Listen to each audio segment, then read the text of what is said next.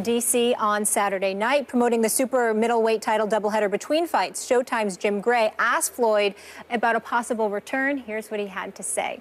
Everyone's asking me, is Floyd Mayweather coming back? Right now, I'm happy being on this side promoting, but I've been talking with CBS and Showtime, and you never know. But right now, I'm just happy on this side. Now, side note, ESPN has learned that on April 21st, the company owned by Mayweather filed for trademarks to TMT 50 and TBE 50. He now is attempting to own those. 1 year ago today, Floyd fought Manny Pacquiao. So, Stephen A., if he returns, who would you like him to fight? Me personally, Skip Bayless, the name that I would put out there is Saul Canelo Alvarez. That is the name that I would pick.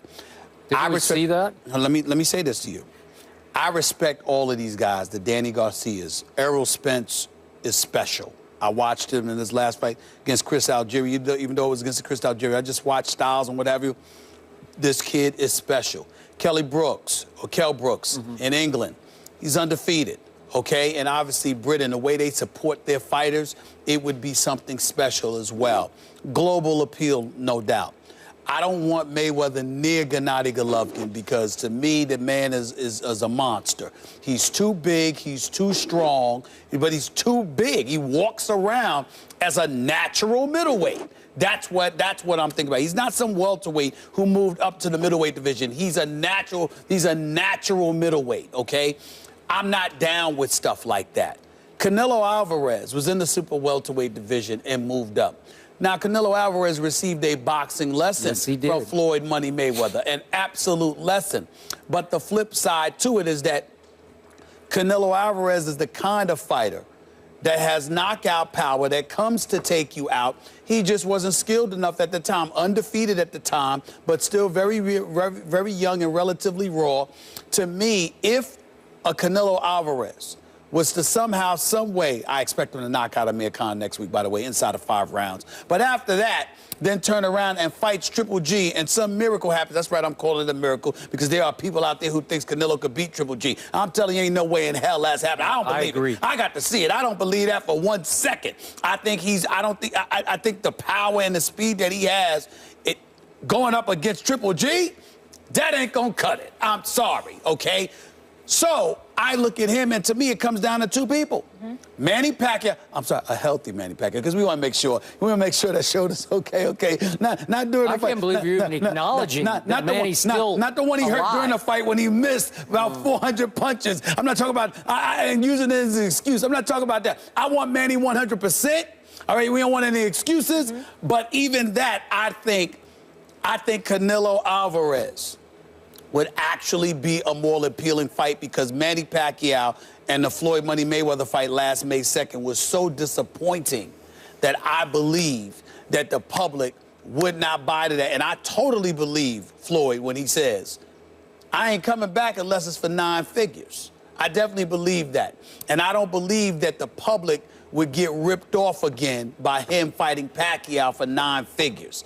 I think Canelo, being a knockout artist that he can be, if Canelo went out there and won his next fight or 2 by knockout, and proclaimed that he was ready for a rematch with Floyd, I think that would be far more legitimate than Manny Pacquiao against Floyd.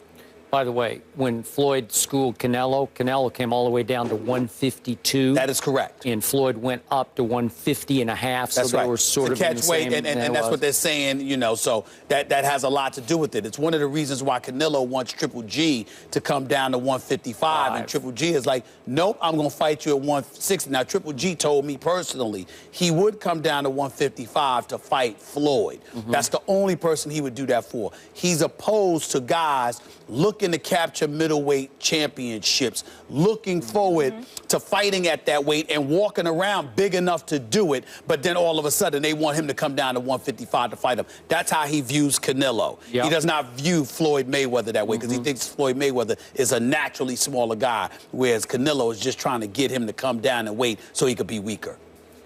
I knew your man Floyd could not stay away, and I do not blame him for not staying away, because the money is just crazy money. And Floyd's quote over the weekend was, crazy numbers are being thrown my way. he made at least $220 million off the Pacquiao fight. That is correct. 1 year ago tonight. Mm-hmm. 220. That's the bottom. You know, at least 220.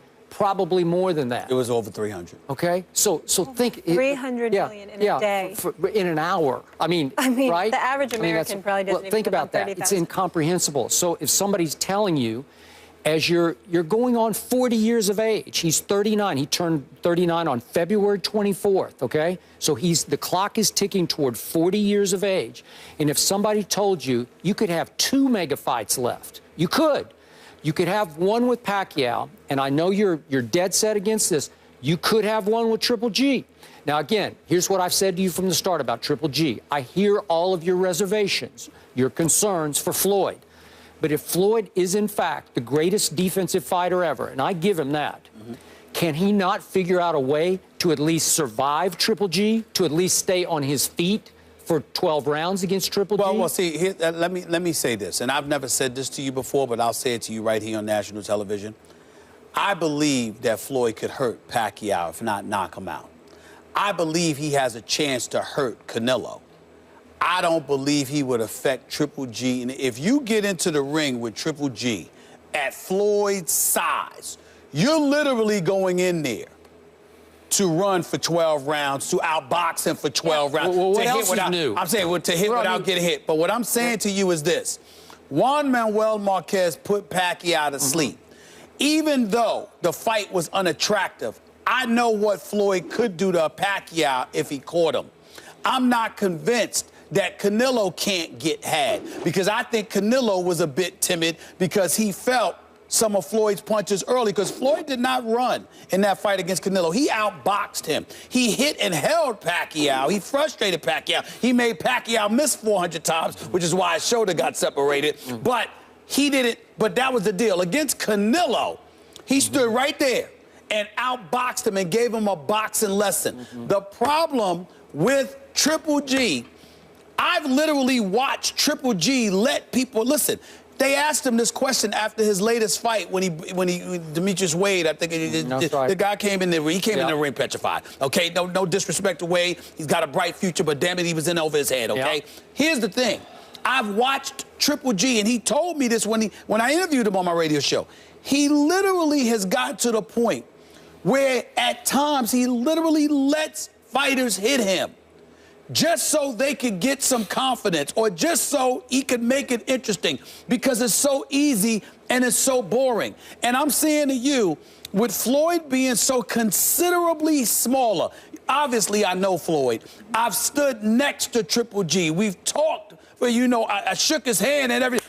This is a big, strong dude. But remember, he's a 160-pounder. That's what he is. It's 160 versus 148. Well, you got to remember. That's what you got to remember, not really, because you're talking about the weigh-in, and then after the weigh-in, you're allowed to come into the ring. You got to meet the weight, but then the next night you could come into the ring in any size once you've met that deadline. You got to remember, Canelo walked into the ring against Miguel Cotto. Skippy was close to 170. This dude, because after you meet the requirements for the weigh-in, you can gain weight. Floyd walks. What you see is what you get, Skip. This guy, Gennady, might roll up in there at 170, 175. No, Floyd don't need to go near that boy. Don't need to go near him. I can't believe you're saying this about Floyd Mayweather Jr. I have said it. I've said it to his face. I'm telling it to you. I've said it on national TV. I think that Floyd is maybe the greatest defensive fighter I've ever seen. I think about him the same way I thought about Pernell Whitaker and others. Floyd is the real deal. I am strictly speaking about size, man. And if you walk into the ring, man, and somebody, you're just tapping them in their eyes because they're that bigger and they're that stronger.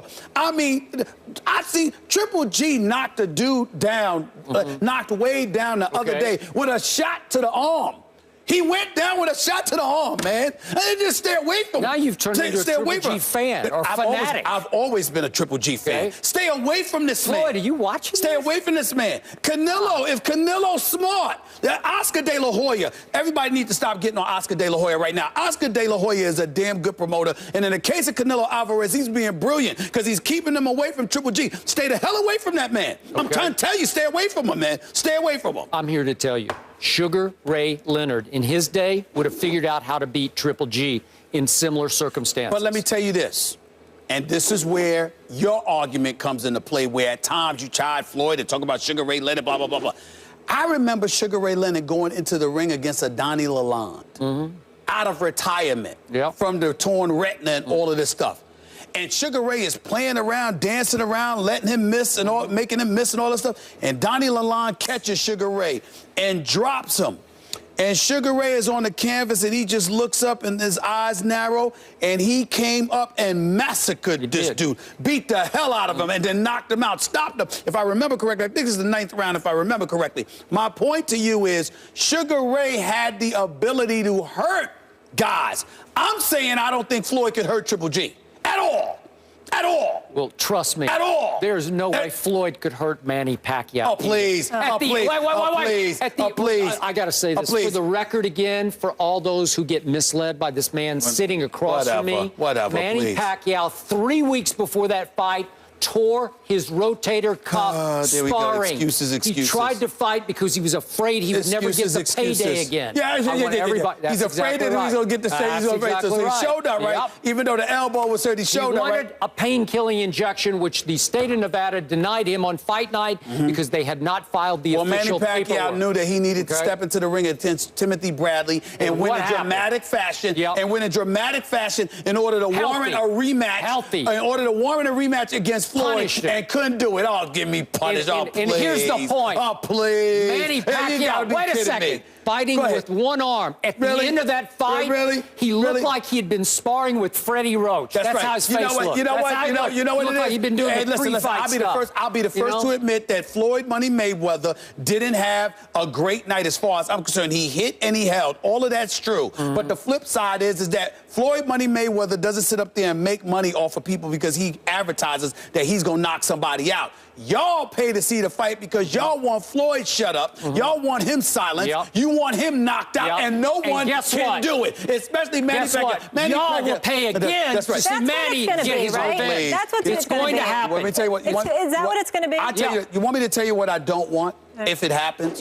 I don't want Floyd Money Mayweather fighting at the MGM Grand in Vegas. I love it there. I love it. I have a good time, but I don't want it there. I want him to go and beat Manny Pacquiao in Macau. In the Philippines. That's in the Philippines. Go to his home turf. Not the Philippines. And beat him. Go to China. Go to China. Whatever. Go in his backyard. Go in his backyard and beat him there. It's a deal. To me, it's a deal. That's what it's got to be. It's a deal.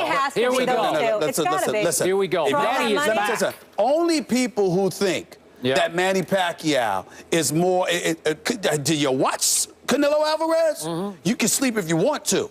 The brother's bad. He just needs to stay away from Triple G. But Canelo's a bad boy. No. He just needs to stay away from Triple G. He just needs to stay away from Triple G. But I think it's going to be Manny Floyd for 50. Right now. It's got to be. Before Floyd turns 40. Please. He could be 42. He's still going to beat Pacquiao. All right, up next, we're going to the NFL. The Jets have drafted a quarterback in 4 straight drafts. Unbelievable. This year, they took Christian Hackenberg out of Penn State. Was this a good move? We'll dissect next. Stay tuned.